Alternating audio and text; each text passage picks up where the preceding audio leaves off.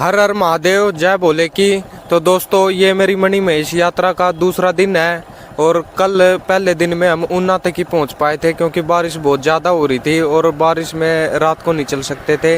तो हमने यहीं पे स्टे किया था और सामान वगैरह फोल्ड कर लिया हमने अपना। अब हम यहाँ से भरमौर की तरफ निकलेंगे। भरमौर को 250-300 किलोमीटर रह जाता है। तो भोले बाबा का नाम लेके हम आज के दिन की शुरुआत करते हैं।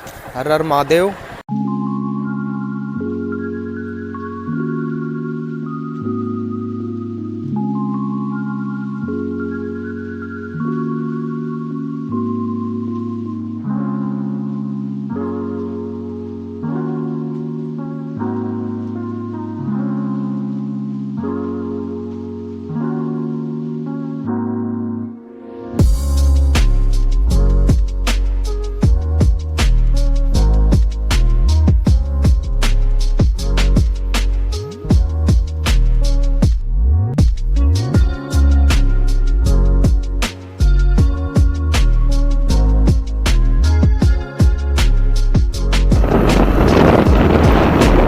तो हम वहाँ से थोड़ा आगे आ चुके हैं।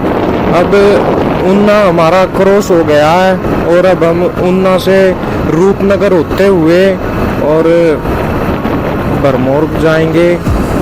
देखते हैं। तो दोस्तों, अब हमने ऊना क्रॉस कर लिया है और ये देखिए सामने हल्के हल्के पहाड़ भी नज़र आने लगे हैं। अब यहाँ से रूपनगर की तरफ जाएंगे। देखते हैं वहाँ तक जाने में कितना समय लगता है। वैसे पहला ही दिन हमारे लिए काफ़ी चैलेंज पूर्वक रहा है, जो कि हमने पहला दिन पूरा कर लिया है। और यदि आप आते हो, अनऑफिशियल यात्रा करते हो बाबा की, तो आप वीडियो को बिल्कुल भी स्किप मत करना, क्योंकि जो जानकारी हम देंगे वो जानकारी कोई नहीं देने वाला। और दोस्तों, वहाँ से निकलते ही जो देखो यहाँ पे डमरू था हमारे साथ, वो पता नहीं कहाँ गिर गया, एकदम से पता भी नहीं लगा। और जो डमरू हमारा वो कहीं गिर गया, पता नहीं ऐसा क्यों हुआ है। नहीं, वो डमरू हमारे साथ अमरनाथ यात्रा में भी शुरू से ही वो डमरू हमारे साथ रहा था और हर यात्रा में उस डमरू को मैं अपने साथ रखता था। और इस यात्रा के दौरान जो डमरू है वो गिर चुका है और काफ़ी ढूंढने की कोशिश भी की थी, पर वो डमरू हमें नहीं मिला। तो देखते हैं, जैसे भोले बाबा की इच्छा होती है।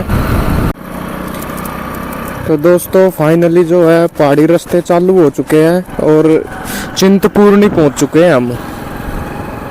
अगर हमें रास्ते में मंदिर मिलता है तो हम माता जी के भी दर्शन करेंगे और आप लोगों को भी कराएंगे।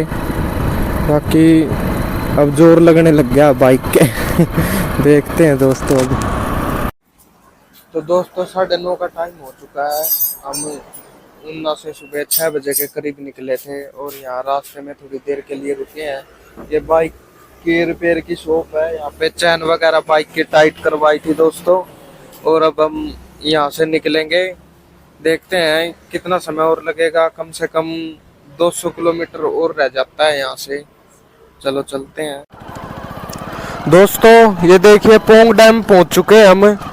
यहाँ पे शायद बिजली बनाई जाती है। ये पोंग डैम है और नूरपुर जाएंगे अब यहाँ से। नूरपुर अब थोड़ी दूर रह जाता है, जो कि 30-35 किलोमीटर के आसपास में होगा।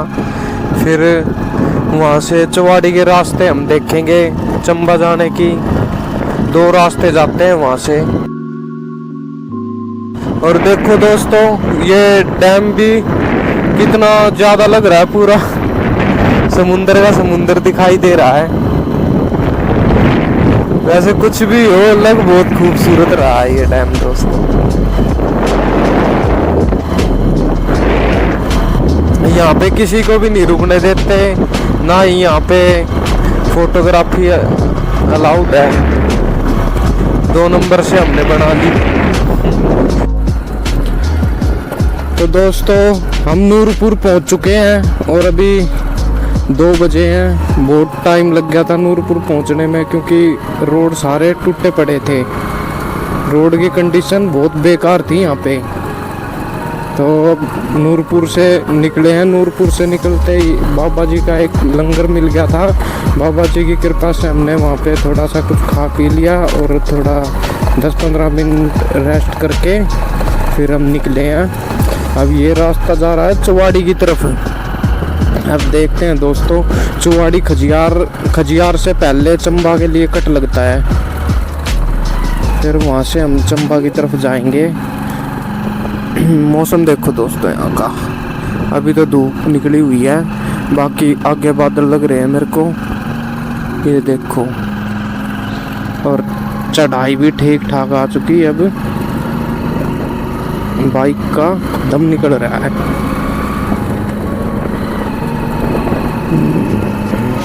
और वैसे यहाँ पे आने के लिए दोस्तों जो यात्रा का टाइम है वो कृष्ण जन्माष्टमी से राधाष्टमी तक ही है। तो यहाँ पे काफ़ी लोगों ने हमको बोला था कि आगे नहीं जाने देंगे, तो हमने अभी इनसे लंगर वालों से बात की तो इन्होंने बोला अभी काफ़ी लोग जा रहे हैं तो जा सकते हो आप, कोई दिक्कत नहीं है।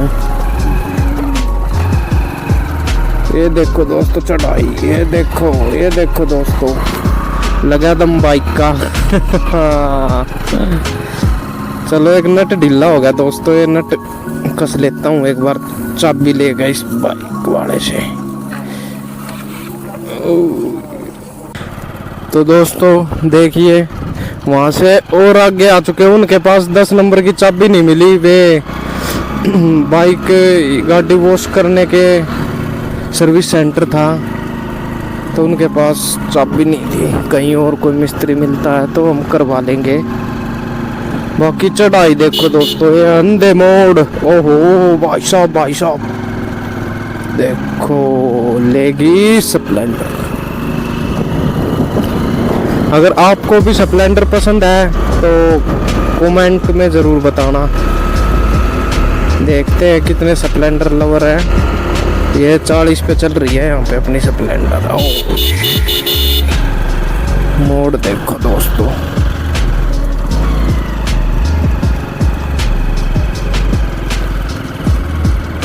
है ना खतरनाक रोड भाई साहब, खतरनाक। अब ये चंबा तक ऐसे ही रहने वाले हैं। देखते हैं चंबा 2 बज गए, शायद 8 बज जाएंगे हमें भरमौर पहुंचते। रोड भी कुछ ज़्यादा ही अच्छे हैं यहाँ के। बाकी हाईवे 1 नंबर का था पंजाब में। यहाँ तो बैंड बजी हुई है हिमाचल के अंदर रोडों की। ये देखो,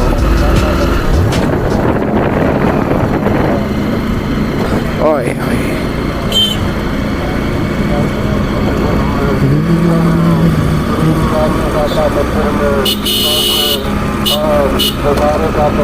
चंबा जोत 48 जोत होते हुए जाना हमें चुवाड़ी।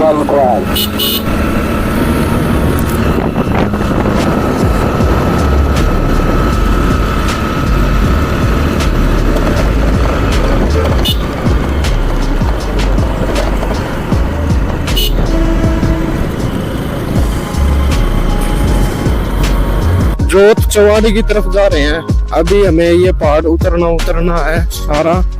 ओहो, अरे भाई साहब देखो, वहां से आए हम वो पहाड़ चढ़ के, और अब हमें यहाँ से ये चढ़ाई नीचे से ऐसे जाके, और वो पहाड़ दिखाई दे रहा है सामने, उसके पीछे जाना है। देखते हैं अब से। देखो ये रावी नदी ये भरमौर से आ रही है। ये देखो जी मोड़, यहाँ पे थोड़ी सी भी लापरवाही जानलेवा हो सकती है। देखो दोस्तों,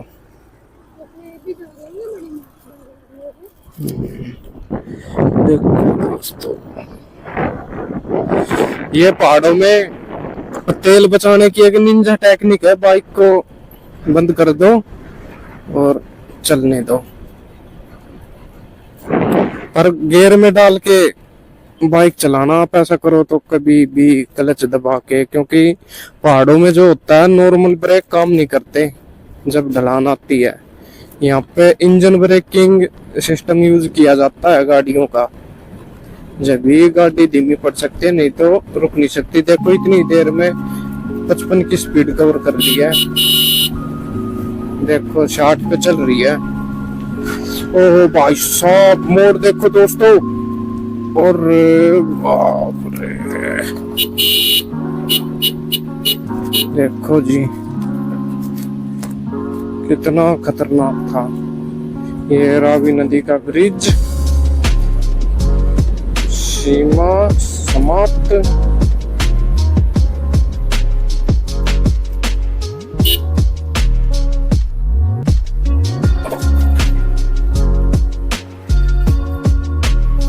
नहीं बनी बात।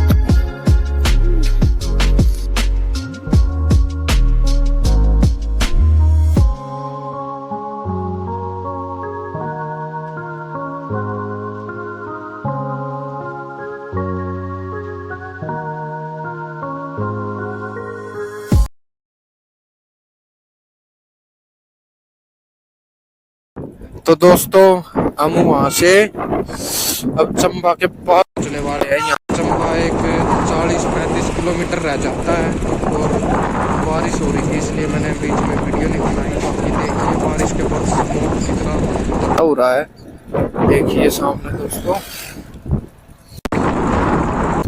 हाँ अब थोड़ी देर में हम चंबा पहुंच जाएंगे, देखते हैं आज फिर 50 किलोमीटर और तक जा पाए। चलो दोस्तों चंबा में मिलते हैं। हेलो दोस्तों, तो देखिए 9:30 का समय हो चुका है और अब जाके मैं चंबा पहुंचा हूँ।